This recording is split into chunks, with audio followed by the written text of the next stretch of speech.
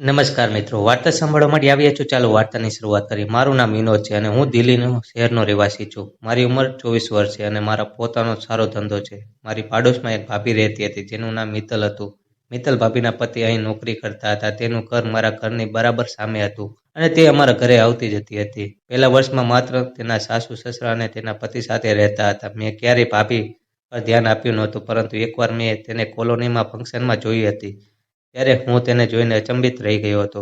તેનું શરીર પહેલા કરતાં સારું હતું. ભાભીનો રંગ ખૂબ જ ગોરો હતો અને મને ભાભી સાથે ક્રિકેટ મેચ રમવાનું મન થતું હતું. હવે હું ઘરે આવતી વખતે ભાભીને જોયા લાગ્યો અને મને ખબર નથી કે શા માટે તેમના પર વધુ ધ્યાન આપવાનું શરૂ થયું. તે ઘણીવાર ઘરે ટૂંકા કપડાં પહેરે છે. તે ફક્ત ટી-શર્ટ જીન્સ પહેરતી હતી. હું તેના તરફ આકર્ષિત થવા લાગ્યો. પહેલા હું તેની સાથે વધુ વાત કરતો હતો, પણ હવે હું તેની સાથે વાત કરવાની તક શોધવા લાગ્યો હતો. આ રીતે મહિના પસાર થઈ ગયા. પછી એકવાર મેં ભાભી સાથે વાત કરી. આ ફક્ત અમારી સામાન્ય બોલાચાલી હતી. એ ભાભી અને મારી વચ્ચે થઈ હતી. એક દિવસ આજે હું બરાબર જ બજારમાંથી પાછો આવી રહ્યો હતો. પછી ભાભીએ મને રસ્તા પર ચાલતા જોયો. બાઇક રોકી દીધું અને જોતાં જ ભાભીએ કહ્યું, "તમે ઘરે જાઓ છો?" મેં કહ્યું, "હા." તેમણે કહ્યું, "મને પણ લઈ જાઓ." હું તેણીને હા કહી તેની પાછળ બેઠી અને હું ચાલવા લાગ્યો.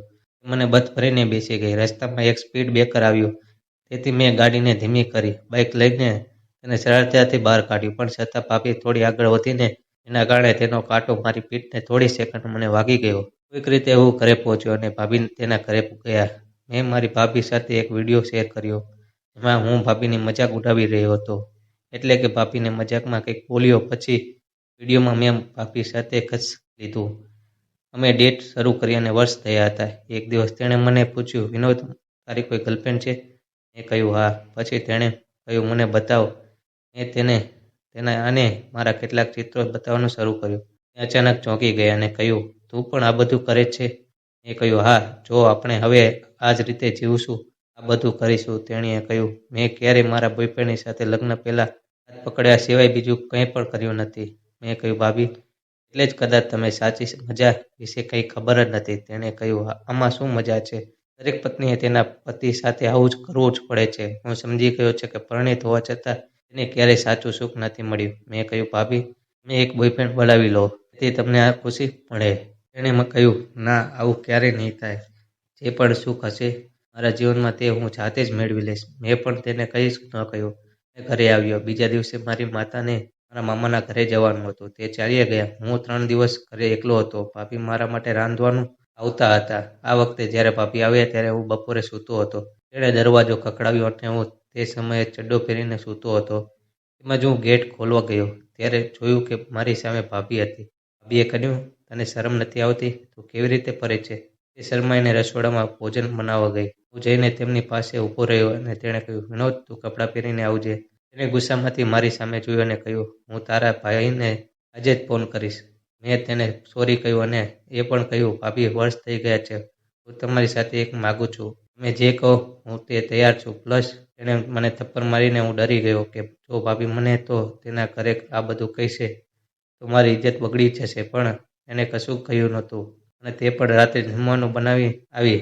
આ વખતે હું કંઈ ન બોલ્યો, પણ જતી વખતે મેં કહ્યું, "ભાભી, કંઈક કહો."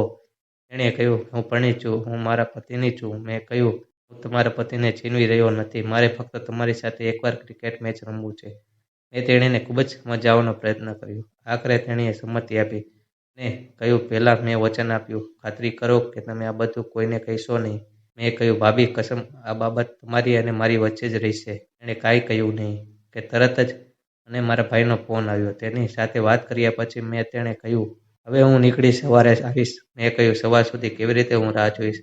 ભાભી મારા પર ગાલ પર થપ્પડ મારી અને હસતા હસતા ચાલ્યા ગયા. હવે હું સવારની રાહ જોઈ રહ્યો હતો. કોઈક રીતે રાત વીતી ગઈ અને 9 વાગે ભાભી આવી. તે આવતાની સાથે જ મેં તેનું સ્વાગત કર્યું. તે આવતાની સાથે તેણે કહ્યું, "મેં ઘણું વિચાર્યું. આ ખોટું છે, પણ છતાં આ બધું અમારી વચ્ચે એક જ વાર થશે." મારી ખુશીનો કોઈ પાર નહોતો. મેં તેને કડી લીધી અને કેફી ભરવા લાગ્યો અને તે લગભગ કલાક સુધી મારા વાળમાં હાથ ફેરવતી રહી. અમારી વચ્ચે ઘણી બોલાચાલી થઈ અને અમારી મેચ ચાલુ રહી. અમે ઘણા સુખમાં હતા. થોડી વાર પછી ભાભી ઊભા થયા અને તેના ઘરે જવાનું હતું. મેં ભાભીને પૂછ્યું, "તમે ફરીથી મળશો? આજે પહેલી અને છેલ્લી મેચ હતી કે?" એણે કહ્યું, "તમે મને પહેલી વાર આનંદ આપ્યો છે.